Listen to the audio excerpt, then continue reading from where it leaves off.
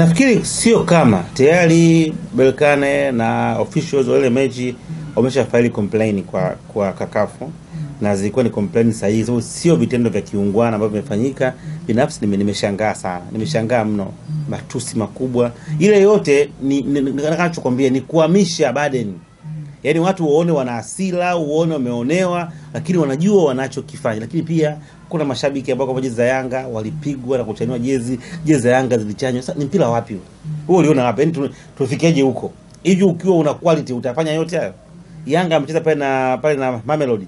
Walijaa mle Simba mvaje za Mamelodi nyingi zile za njano na zile za kijani. Walivaa mle ndani. Yanga na Mazembe walinunua jezi. Hakuna aliyoguswa.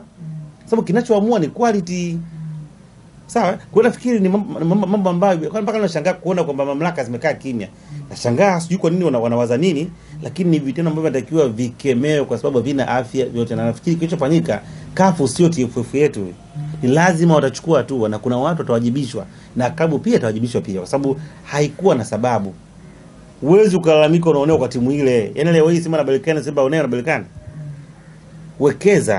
Weka pesa, sajili wachezaji, uwe na timu bora, utapata matokeo. Ndio jambo la msingi la kufanya. Katika uwanja ambao tukwenda kule Algeria mechi ya Yanga ya finali, tuko kiwanjani, uwanja umesheheni mamoto na nini, kila kitu, kila aina ya vugu unayojua wewe, moto inawashwa. Yanga alishinda mchezo kwa sababu alikuwa na quality. Ukiwa na quality no matter what, utapata matokeo tu. Iko hivyo. Lakini ukiona mengine yanatokea, maana kwa yao haikuwa katika ubora ambao nilichukua. Nafikiri wasitake mafanikio ambayo hawajaandaa. Hizi hasira ambazo wako nazo za kukosa kombe ndio waziwekeze kwenye kusajili timu nzuri.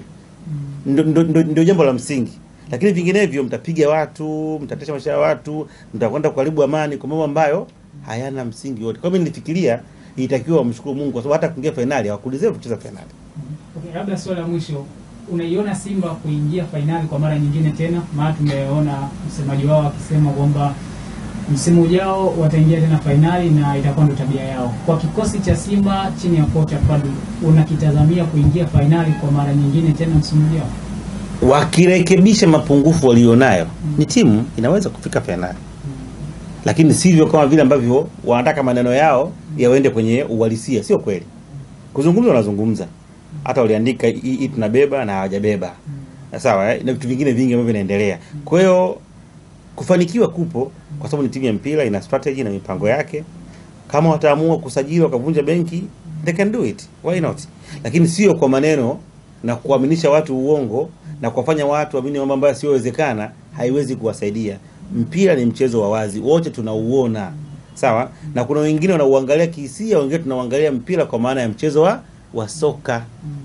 Kwa hiyo mimi kikubwa ni kwamba tu if they really mean it, ni lazima wahakikishe kwamba wanawekeza. Lakini kwa timu walionayo hii haiwezi kufika, na hata hapa wamefika kwa kubahatisha. Hata hapa kuingia ni bahati tu. Hawakudeserve kucheza robo finali, hawakudeserve kucheza nusu finali, lakini bahati imetokea mwanzo kucheza.